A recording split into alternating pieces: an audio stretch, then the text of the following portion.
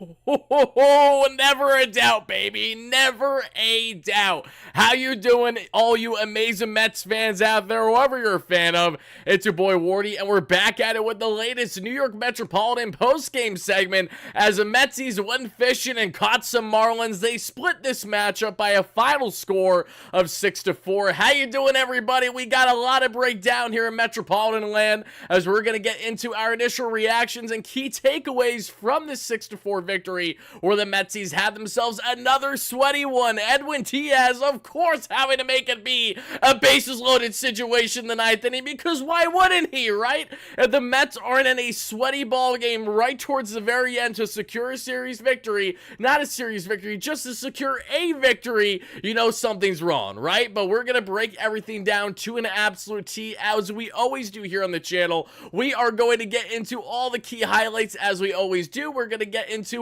also all the key takeaways on the pitching end with David Peterson back. Now, as a dad, like a new father myself, we saw some dad strength with Peterson going 5 solid innings today. On the hitting end, we're going to talk about Jeff McNeil fine-tuning his game and realizing all he needs to be is a power hitter to have success, apparently. Francisco Lindor continues to prove why he is one of the best infielders in all Major League Baseball, and we got a lot of breakdown, everybody. Shout out to everyone first shopping in live at a replay. Happy to have all you amazing Mets fans first in here. I see Chris, great member. Jason, how you doing? My heart is still pounding, says Jason. Rebecca, how are you? Everybody going up the list. Folks, you know the drill by now. Spam those W's. That is what we want to see in the live show right now. In the comments down below, spam those W's. Everybody watching live on a replay, as we're going to break down with the official, as we always do and always will do. Yes, folks, you heard it here. The official WardyNYM, baby. Post-game jingle. Let's roll.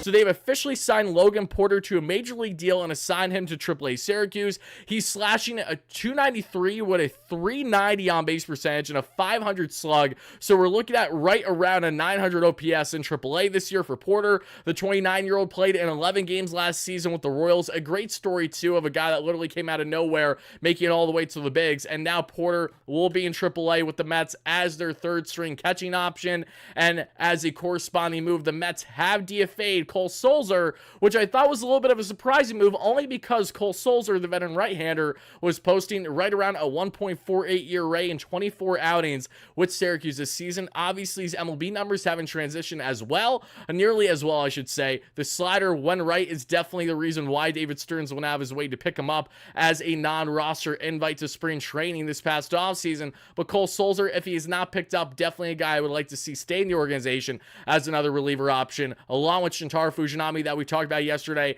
Bryce Montes Dioka, among many others, Josh Walker, you name it. The Mets have many guys that they can still consider out of the minor leagues that can have a positive impact for them in their bullpen this season. But now let's get into breaking this one down, as we always do, everybody. And we had David Peterson on the bump today, matching up against the Miami Marlins, and what we got from Yonny Chirinos, and let's see how this matchup transpired, right? It starts here in the first inning. Francisco Lindor flies out. Nimmo, however, gets the base running, base hitting started, bolting down to first, not with a walk, but this time with a single.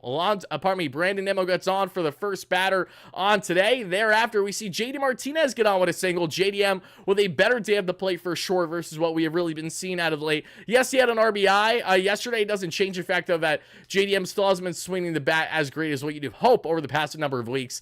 AZ, thank you so much for the $5 donation. AZ says, I don't want to hear anyone talk trash about Francisco Lindor ever again. He's him. He's a grown man. Mets W. Put in the books, baby. Put in the books, AC. Let's get the hype going. I love to see that. I don't care that it's July 22nd. I don't care that we're just 4 games above 500 in a wild card spot and a half game out behind the St. Louis Cardinals to leapfrog them in said position. All I care about is what happened right then, right now, and what I care about is a Metropolitan victory, and Francisco Bombs helping lead the way in that regard. Let's continue to roll. Absolutely juiced up. Thank you for getting the blood boiling in a good way there, AZ.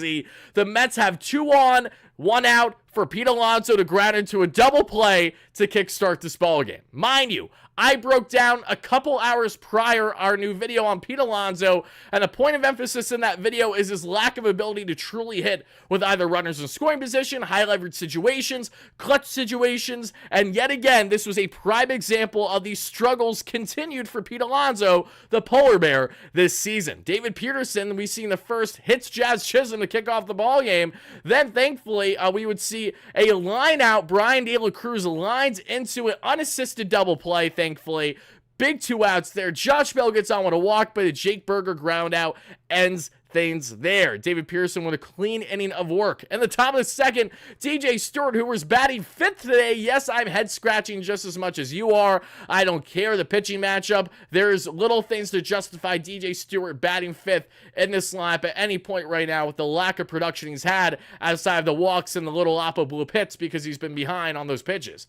However, DJ did get on with a walk here and would be important. If you're wondering, Wardy, why was DJ getting on base important today? It's because Jeff McHits, more like Jeff McBombs, drove him in. Jeff McNeil with his 8th home run this season, his 3rd home run of the series, mind you, and Jeff McNeil continues this ridiculous tear this year of hitting the vast majority of extra base hits, home runs especially, on the road, and very little success we have seen at home at Citi Field. McNeil makes it a 2-0 ball game for the Metsies with his 3rd home run over the past couple of days.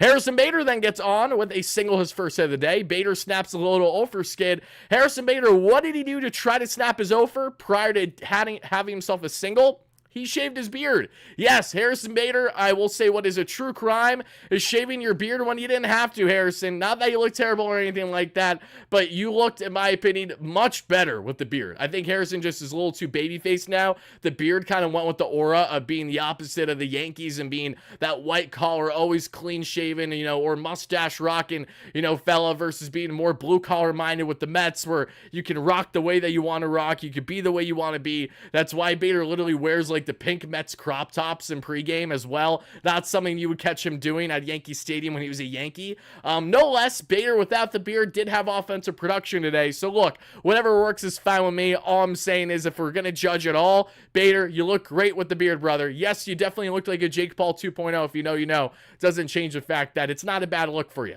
Bader, though, clean shaven, gets a single. Lindor gets on base today with a walk. So 2 on, less than 2 out. Bader then goes on to steal third base. Lindor steals second base. Lindor won 20 stolen bags on the year.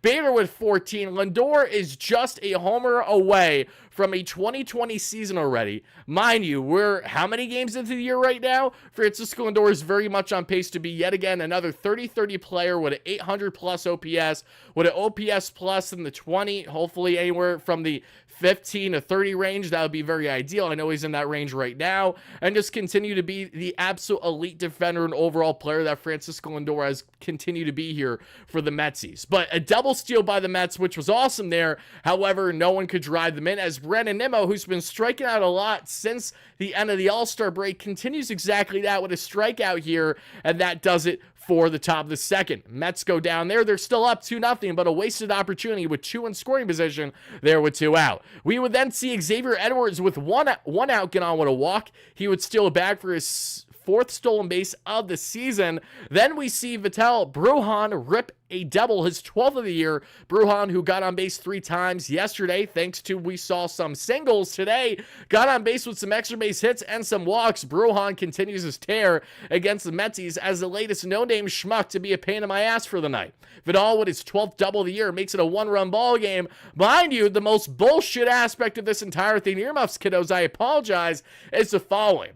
It would be a lot more easy to stomach as a fan if a double leads to a run when the double is fair. It is very difficult for it to stomach when that's it for the inning, and we see after the fact, review shows it was foul. So a fraudulent run here by the Miami Marlins would have themselves in it only down a run here against Miami. Also, major shout out to my good friend Mike at Stark Raven Sports. Sick hat kid, right back at you. Almost like I had influence in your spring training hat. If you know, you know. Speaking of lookalikes, Carson Bange looks like Book Rob Stark. If you know, you know. Oh my, Matt, I can't unsee that now. Holy shit, Matthew. I literally can't unsee that. Edward, thank you so much for the $5 donation. Says, my contribution towards Pete's contract for another team. I'm not even saying that. Appreciate the donation, though. Thank you so much for that. Buyers and sellers, will you give me credit when they don't sell? No, considering they will sell. I'm very confident the Mets will trade away one starter still. That hasn't wavered. And actually, I think just the latest photo we saw with Lindor with the OMG sign with Manaea and Sevy was the latest example of why Quintana looks like the odd man out, because he's not even a vibes guy for the team the way the other two are. Even if they aren't rolling their best in the rotation, they're absolute vibes guys in the clubhouse. Jose's been nothing but crickets all season from all I've seen there. But again, we'll talk more about that plenty as we lead into the trade deadline right around a week away, which is damn exciting to say. We're going to be covering so much here on the channel up until that point for sure. Let's see. GSU, appreciate the kind words, my man. But again, and we're going to roll things how we're going to roll things. Now, let's get on now to breaking down things in the top of the third. Mets are only up by a run. Pete Alonso gets on base for the first time today. Would have been a nice hit earlier, but we'll take it now. Alonso with a ground ball single to right field. Brian De La Cruz, a little oppo poke there. Nothing else transpires. We then get to the bottom of the third. Brian De La Cruz with 2 outs gets on with a single. He then steals second base. And then he gets to third base because of a sad throwing error by our boy Alvy. El Troll with a throwing error, something that you're not going to see all that often from him. Josh Bell gets on with a walk, but a Jake Burger strikeout, Big D swinging by David Peterson, ends the inning unscathed. Mets are still up by a run. Speaking of being up by a run, and speaking of the number one, let's look at the first triple that Jose... Not Iglesias, I almost had it right. I was going to do good with the wordplay. I was going to say, not Quintana, but Iglesias had today. Jose Iglesias continues to thrive no matter where you put him. Made sense that he was starting on third base today after Mark Vientos did have 2 hits yesterday. Yes, that's true. However, Vientos also was drilled in the side of the head yesterday, diving back to first base as Josh Bell couldn't get the glove in front for the proper protection there and for the potential tag. So Vientos gets the day off, which is nice when the Mets win, when you have a big bat like Vientos not even playing for you, and DJ Stewart batting 5th. Just a not lovely lineup, but it did what it needed to do at the end of the day in this victory, winning by a final score of 6-4. Iglesias gets the party started here at the top of the 4th with his first triple of the year coming out of the hot corner. Then we see Jeff McNeil drive him in. The third RBI of the day for Jeff with an RBI sac fly. So Jeff continues to lift the ball, and he's figuring out, you know what? Why don't I stop trying to poke these and just start to barrel them? And that's led to some great success that we have seen in this Miami Marlins series. Do I think it'll be sustainable? No, I do not. Am I down if it's sustainable? Absolutely. Because truthfully, I don't think we get all that much benefit out of Jeff as his best as a contact hitter, if I'm being frank. Because he's so far from what he used to be. I'd almost welcome more of a transition in his game, an adjustment that's different from what we've been previously seeing, if it means he will be a more productive, a more competent hitter on the day by day. If this is going to help him get there by honestly being more of a power hitter, then okay, I'm not opposed to it, because the other option is to simply not have him on the roster, which I'm not opposed against really either right now. Harrison Bader with a single. Again, Metsies are up 3-1 after the sac fly by McBombs there. Bader gets on with a single, his second of the day. However, Harrison is caught stealing. Harrison, who did the double steal with Lindor any or two prior, wasn't able to get the job done then, which is unfortunate because if he stayed on base, he would have added another RBI for Francisco Lindor as Lindor rips his first of 2 homers on the night, his 18th bomb of the year. Cisco bombs Lindor. We love to see it. The Mets take a 4-1 lead as we then head to the bottom of the 4th. And in the bottom of the 4th, Xavier Edwards gets on base for a second time today with a single. Emmanuel Rivera gets on with a single. 2 on, 1 out here. The Mets challenge a play after the fact, and thankfully it would be overturned. Alvarez with a beautiful pickoff throw there on Emmanuel Rivera to get the throw out there with Alonso. Huge tag. That gets the second out. Brujan would get on with a walk, but Ali Sanchez ground out later, and that does it for the inning. Another Houdini escape of a jam by David Peterson and a fantastic rebound throw from Francisco Alvarez after the throwing error earlier in the same ball game. Pete Alonso gets on base with his second single of the day after a JD Martinez walk. The Mets have 2 on, no out here. Now they got bases loaded, no out, as DJ Stewart gets on with a walk. Surely the Mets are going to pounce and absolutely light the lamp here against Miami. Farthest thing from the truth. Alvarez strikes out, unfortunately. Then we see Iglesias drive in a run, not with the bat, but with the shoulder. Iglesias gets hit up and in. That drives in a run because the base is loaded. Jose would be okay, thankfully. It's a 5-1 ball game. Jeff McNeil unfortunately grounds into a force out, and Harrison Bader would pop out to end the inning. Mets leave bases stranded with less than 2 out as we then head to the bottom of the 5th, where they're up by 4 runs. Make it 3 runs as Josh Bell hits, unfortunately, his 10th home run of the year to make it a 5-2 deficit for Miami. Afterwards, we see in the top of the 6th, not a whole lot on the offensive end for the Mets. They go down in order, 1, 2, 3. Jose Butto comes in for David Peterson after Peterson pitches the final line as follows, folks. And again, I want to hear from you guys how you feel about David Peterson's outing today on a scale of 1 to 10 to my live viewers and to my reoccurring viewers in the comments down below. You know, my newer viewers, I should say, that aren't watching this live, let me hear it as well. On a scale of 1 to 10, how would you rate David Peterson's outing going 5 innings of 6 hit, 2 earned run, 4 walk, 4 strikeout ball, just over a 3-year rate on the season for Peterson? The Mets have been absolutely rolling. If I heard Gary correctly, I do believe the Mets have won their last 8 or so games with Peterson pitching. Don't quote me on that, but I think that's what I overheard from Gary before the broadcast ended for SNY today. No less, we will break down a little bit more on Peterson, Butto, and others before we wrap up the show, but I'm really curious where you guys have him after a solid 5 innings of work today, but did struggle a little bit with the walks that we saw there, which has been a problem for Peterson in the past. It's fluctuated for sure, but Peterson's still a effective starter today, working out of jams. One thing that I honestly say he has done better than most starters for the Mets that we have seen all season long when he has been out there. Peterson has had this knack, not just this season, but going back previous years, of just doing such a great job on working out of his jams. And then unfortunately, it might be that lone long ball towards the end of the game when he should have been pulled, like what we've seen with Christian Scott, for example, which has led to his demise at times. No less, we'll talk about more Peterson shortly. Let's hear 4, 6.5, 8, 6, 7, 53099. If you know, you know. That was so intentional too. I was unintentional. I was just reading all the numbers you guys and gals got from me. My man Isaac Groffman, our pitching contributor himself, the goat of all goats, is in here. How are you, Isaac? I hope you feel better, brother. Everyone wish our boy Isaac well. I hope you're doing awesome, no less, my man. Happy to have you in here. But let's continue to break down this ball game because Jose Butto comes in, another strong relief outing for the butt himself. Vidal Brujan gets on base yet again with a walk somehow, but that's all she wrote. A strikeout and a fly out and a line out. Basically every out you could ask for is what you got from Jose Butto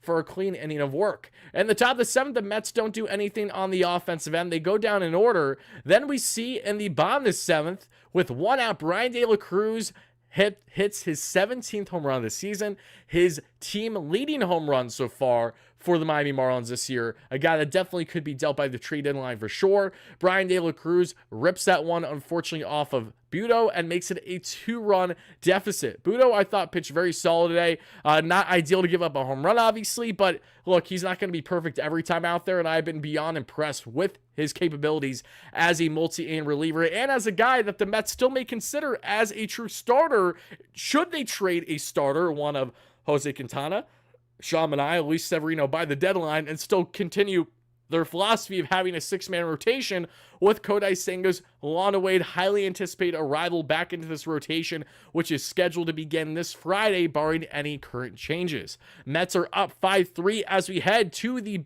top of the 8th. In the top of the 8th, the Metsies don't do nothing. They go down in order 1, 2, 3. At the bottom of the 8th, we see Phil Maton come in for a nice 1, 2, 3 inning clean work, including a pair of groundouts, which he does very well working those. Then we see a beautiful catch by Harrison Bader, diving out full body. Again, the exact kind of Harrison Bader diving catch you'd expect from him. Our little Superman in center field doing his best Kevin Pillar impression. Great stuff there by Harrison Bader, who brought the bat and brought the defense today. So So you know what? If the shaved beard is what made it happen, fine by me. Whatever's going to lead to production is all I care about truly as a Mets fan. And then as we see here in the top of the ninth, folks, Francisco Lindor rips his 19th home run this season to give the Mets a 6-3 lead, a much-needed insurance run for a Mets team, as Pete Alonso would go on with a walk thereafter. Ben Gamel would be a pinch runner for JD Martinez after a single. Nothing else transpires in said inning, however, but it was awesome to see Lindor rip his 19th home run of the year, his second bomb of the night, but add a much-needed insurance shot that you can never go wrong against if you're the Mets here late in ball games when your bullpen has still been as fickle as it's been this year. And speaking of bullpen, let's talk about Edwin Sugar Diaz. Cue the trumpets, baby. Edwin comes out in the ninth inning. We're all at the edge of our seat. What Edwin are we going to get today? And the Edwin we got was the following. A dominant strikeout there in Vidal Brujan. Thankfully, the first guy to get Vidal out this entire series, has felt like. So thank you for that, Edwin. We appreciate that. Then we see pinch hitter Nick Gordon come in to replace Ali Sanchez, and that would be key for Miami, as Nick Gordon would lead to an eventual run. He rips a single, and that gets a runner on base as Jazz Chisholm is walked.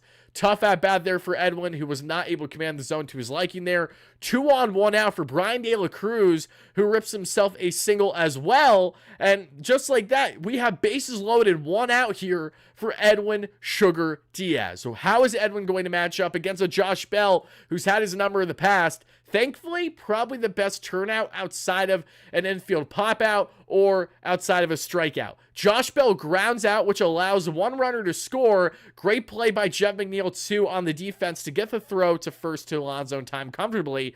But Jake Berger, with a huge pop-out, ends the game, secures the save for Edwin Diaz, and the Metsies again go on to win by a final score of 6-4. Edwin was not the sharpest Edwin today. However, he did what he needed to do. That fastball was lively, topped out right around 98, 99.8, a hundo. So the fastball's there. The slider, when working, is a thing of beauty that we know with Edwin. But this was a Jeurys Familia save if I've ever seen one. Loading the bases with 1 out and working out of that jam either unscathed or still securing the victory and the save, even if you allow at least 1 run. That I was getting so many Familia vibes in this specific outing. It's not even funny. As someone who has witnessed pretty much every single outing Edwin Diaz has had as a Met, I can tell you that I was even taken back as I was watching this game with Edwin trying to work this save, inducing the bases loaded situation, and all I could just see was Familia. All I could see the entire time was like, please, please, please, please, please, stop it with the nightmares. I'm getting like World War flashbacks crossing through my eyesight. It's not ideal. Grant, how you doing, you absolute beauty? Happy to have you in here. Yes, our future definitely looks bright. I agree with you guys there, but I just want to know, what was everybody's stress and frustration level with Edwin Diaz and that entire situation in the ninth? Because that one trickler by Brian De La Cruz was a fraudulent single as well. It just happened, and the reason why he was able to be on base is because we saw what I'm actually getting them confused right now. Edwin Diaz, the lollipop throw. It was the problem that we saw there. It was the double check. It was thinking, okay, what should I do in this situation? Not going to first right away with De La Cruz with the throw. Brian is able to be safe, which then allows the Josh Bell ground out that drives in a run. That was frustrating. Okay, I love you, Edwin, but what are we? No overthinking there. Just make your decision right away. Throw it. Do it. Let's make it happen. Seriously. 4 on Diaz in regards to the stress level, 6 on Diaz. Let's see here. We lost the World Series of Royals because, yes, we all know about Jeurys Familia in the World Series. No one needs reminders that way. Woody, the good thing is that he was attacking the zone under pressure. That's my takeaway. That definitely is a positive, obviously, to see him be a bully the way he did, to still get the strikeout that we saw on Brujan, and then also to get the outs that he did on Jake Berger, and even Josh Bell. To make sure that Josh Bell didn't hit it out of the infield was absolutely massive there, but that was a tough one for sure. I know that Jeff wasn't covering. That is a fair point as well, Grant, so I will definitely give him benefit of the doubt there. A frustrating play, but yes, it makes more sense considering Jeff wasn't covering that in that spot. And I'd be lying if I said that I didn't forget about that for a hot second, because especially every time we get to the ninth inning, everybody, I am like this, locked in, looking at 3 to 4 different screens at the same time, editing, getting everything set up for the show. So, no, you're absolutely right. regarding that. It's because of Jeff McNeil's positioning there, for sure. The slider was nasty, absolutely. And speaking of the slider being nasty, let's talk a little bit more on the pitching end, because I want to talk about David Peterson and what worked versus what didn't for him. We do not have any prospect reports as well today, everybody, especially to my replay viewers, because I may cut things off for people on replay if this extends a little bit longer than I want to today. But no prospects to cover today. There are no games in the minor leagues on Mondays, so we will be back with a prospect coverage tomorrow. Same way that we're going to have my boy Pat for a very special Mets versus Yankees, either series preview show or at minimum a pregame show, which is essentially the same thing, just makes more sense closer to the ball game a couple hours prior is what we're going to plan to do. So be on the lookout for that one. Very much so excited to see how the Mets and Yankees are going to match up. We're going to be doing post-game coverage as well throughout that Yankees series with my boy Pat for at least one of the two. So be on the lookout for that all, everybody. But before we get into a bit more on the pitching and the offensive end, folks, let's take a quick word and let's see here actually in the chat right now. I want to double check just up in the chat what you guys have to say to make sure that I didn't miss anything. Okay, I don't believe that let's see. Hold on, I'm double checking. Oh yeah, Alex said don't use that name. No, I agree with you in regards to Dries. Yes, and I apologize. I do apologize. Give me 1 second, folks, and let me get this all set up. All right, everybody, before we continue on with the show, let's take a quick word to hear from our amazing sponsor, a one that you guys and gals know very well for all your MLB fantasy needs. Let's talk about our great friends at So Rare MLB. It's heating up this July on So Rare MLB, where the thrill of the chase meets the prospect of big rewards. Lock in and go yard, collecting cards and playing your way to the top. Get things right and you'll be calling your shot at a share of over $225K in total cash prizes and more. Join for free. Build your winning roster, watch your players perform, and improve your strategy each week for a shot at being crowned a champion. Sign up and enter now. July is for baseball.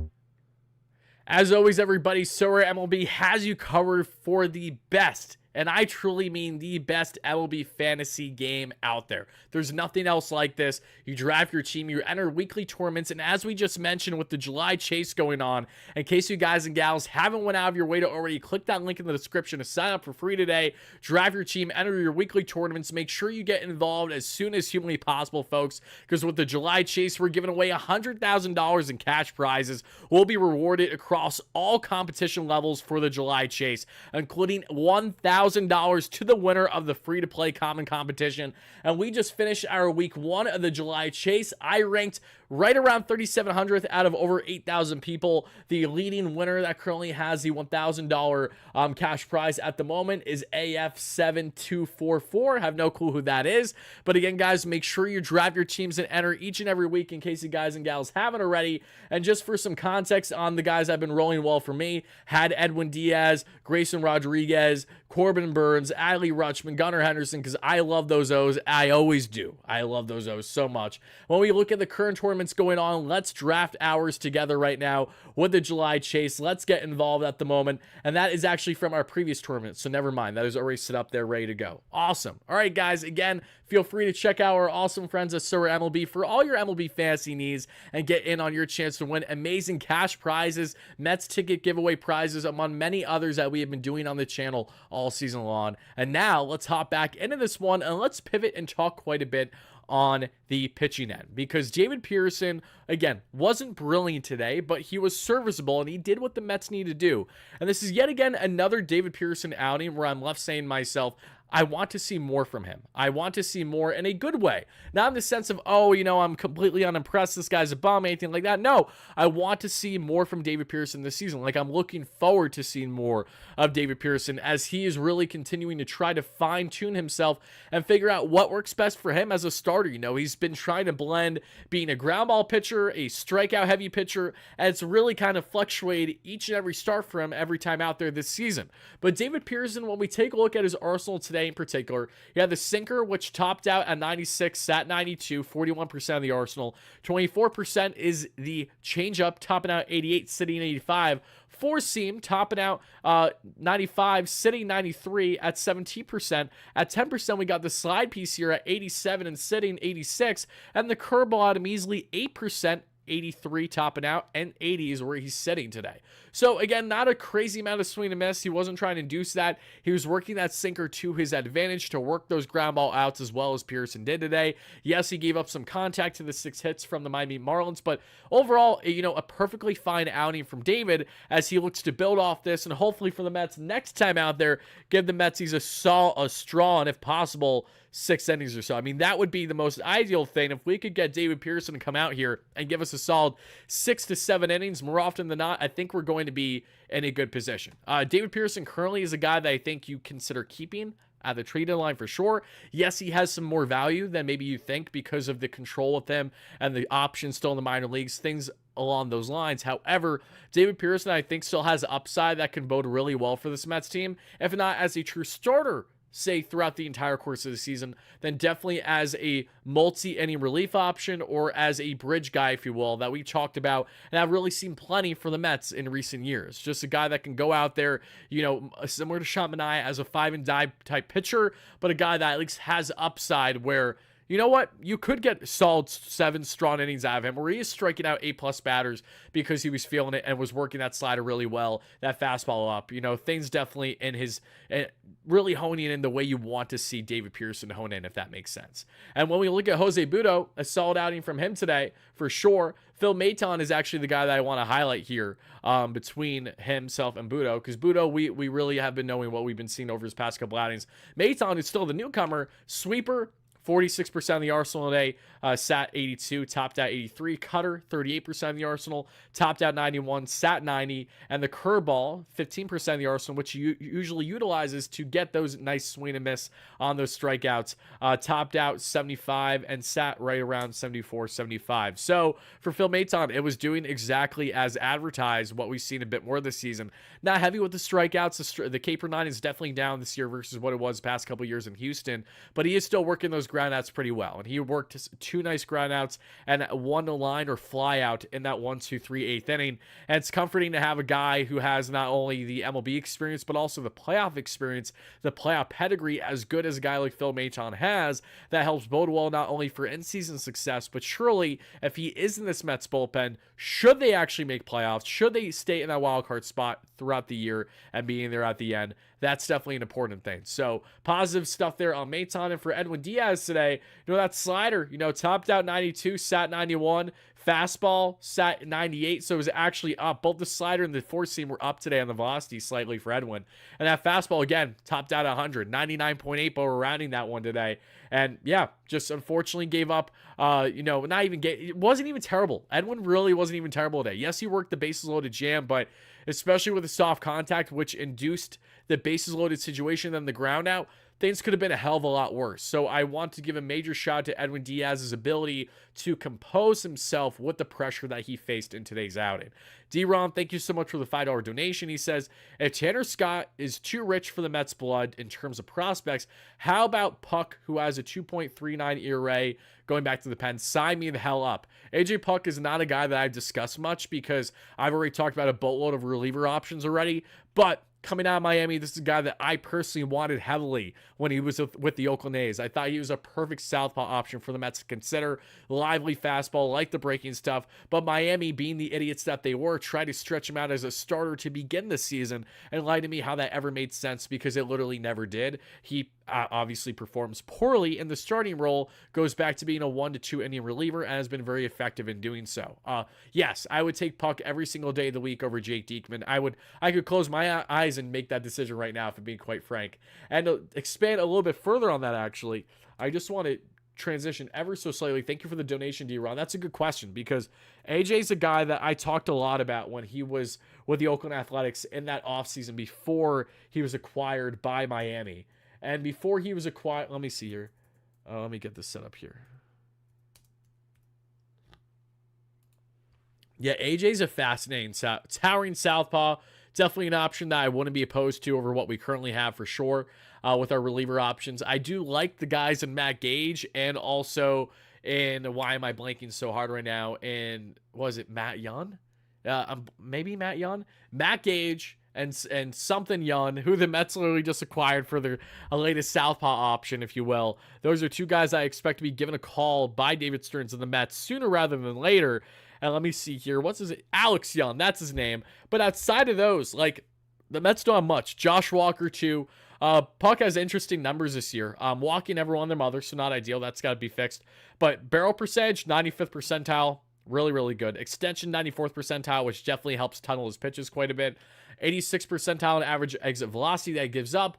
62th percentile in fastball velocity, in which he throws on average 95 with that four-seamer. And yeah, expected batting average is solid. Yeah, all the truthfully, the only thing that is concerning out of AJ Puck's numbers is his walk percentage. He's just been walking guys at a high rate this year, but I'm also curious how inflated is that from when he was a starter to now since being a reliever. I'd have to look at the splits there. But yeah, definitely an interesting option for sure. Curious how you guys feel about him as well. AJ Puck as the latest southpaw option for the Mets, and consider in this bullpen, not named Tanner Scott, who's going to be a little bit more expensive, even as a rental, I think. And I think our man in the chat who initially got the conversation going, and Darren, why do I always say D-Ron? Isn't it Darren? I feel like I do this every time, and I'm going to ask for that. And I sincerely apologize. Regardless, appreciate the love and the donation. Thank you so much for that. Now let's get into the hitting a bit. Because on the hitting end for the Metsies today, they out-hit the Miami Marlins by a total today of the following: 11-9. And their expected batting average was far worse than Miami. So the Mets actually had some luck on their side on the offensive end. A 237 expected batting average to Miami's 311. Believe it or not. Lindor 2 for 4 with the pair of home runs, now up to 256 on the average and a 799 OPS. Yes, he is that close to an 800 OPS this season. Oh boy, I can't wait to see that finally happen. And we're so close. We're so close, Cisco. Let's make it happen. Nemo 1 for 5 with a pair of strikeouts. Still not looking as locked in the plate post All-Star break after having a great, end to the first half of the season. Nemo with the clutch ability, 242 average, 797 OPS on the season. JD Martinez 2 for 4 that we saw there from JDM, 264 average, 794 OPS. Ben Gamble came in a pinch run for him. That's why you see him on the graphic there. Did not get an at-bat, however. Pete Alonso, 2 for 4 with the walk, a 241 average, and a 771 OPS. And again, if you want to know more about Pete and his struggles this year, make sure you check out our previous video on him earlier today. Tyrone Taylor, 0 for 1. DJ Stewart, 0 for 2 with a run scored thanks to a pair of walks. DJ doing his best Hoagie Vogie impression just by getting on base with those walks, not taking the bat off the shoulders here. A 181 average and a 652 OPS. Tyrone, 0 for 1, 223, 650 on the year for Tyrone. Alvy with a piss poor day at the plate. One of the worst ones you'll see from Alvarez. 0 for 5 with 3 strikeouts, a 279 average, and a 797 OPS. Alvarez has dropped pretty much 100 points in his OPS since I'm trying to think, over his past week and a half of games, going back to the end of the first half. Alvarez has not been swinging the bat nearly as well, but that too I expect to change. They're just going through their hot and cold streaks as one typically does in 162. Jose Iglesias 1 for 3 with the triple and the RBI thanks to the hit by pitch, a 387 average and over 1,000 OPS. So even when everyone else is going through their highs and lows, Jose Iglesias just stays high, baby. That's how it is. Jeff McNeil 1 for 3 with the home run, 3 RBIs, 221 average and a 622 OPS. Harrison Bader 2 for 4 with a 1 strikeout, 267 average and a 713 OPS on the season. That is what needs to be said there on the offensive end, everybody. This Mets team is still not where they definitely want to be in the offensive category, and I expect plenty more out of them in the coming days, and I think a big series in the Bronx to kickstart, that Subway Series matchup against the Yanks is a prime time to make it happen. I cannot wait to see what happens in that series in particular, so make sure you guys and gals get involved and are chiming into our pregame and postgame coverage that we will have for you guys for both tomorrow and the following day's game. We are also going to have a Mets and Yankees trade deadline preview show out at some point. I would like to have it out right the next day before that Braves series starts. However, I can't guarantee things yet, so be on the lookout for it. Braves coverage as well. I definitely want to attend this Thursday's game, but the weather is not helping me whatsoever at the moment. And I live in Pennsylvania. I take a 2.5+ hour hike to Citi Field every single time I go there, so I need the weather to be feasible for me to go out of my way here. I'm actually going to double check to see if the weather has gotten any better or worse for Thursday. And of course, okay, there's a 50% chance right now on Thursday. That's better than what it was prior. 75% chance on Wednesday. So we'll see. Beautiful weather on Friday for Kodai Senga's debut on the season. I would love to be there this Friday, but I'm not currently in line to do that. So either way, I will keep you guys updated. I'm hoping that by absolute latest, I will have for you guys by late Tuesday a definite decision as to what's happening with me with the games this week, if not Wednesday, with the weather, and if I'm going to attend Thursday or Friday, or if any, so that way I can meet up with some of you guys pregame, hang out with some of you guys on the concourse, and have a blast before I rant my head off and do my typical postgame coverage, live streaming as I exit Citi Field. Hopefully, after a very exciting victory and me losing my voice after screaming my head off all game in a positive manner and not in a negative manner after I saw the Mets get absolutely dismantled by the Braves, and dismantled in the sense of not hitting until their final out, thanks to JD Martinez's first home run at Citi Field as a Met this season. That was the last and only game I've been to, so hoping for better production on the offense and overall production in the win category next time I am there. See you all tomorrow for Mets-Yankees pregame with my good friend and your friend or foe, Patrick Hennessy, more than likely. Postgame coverage after the fact, and then from there, we will also have individual video content that will be coming out again either tomorrow or the following day. We will have multiple videos coming out this week that are separate from live streams. Excited to get those all out for you. Thank you all so much for watching as we inch oh so close to the MLB trade deadline, just a week away. Buckle up, baby. A lot's going to happen in Queens from now until then. Have a great one, and as always, no matter what, let's go Mets, baby.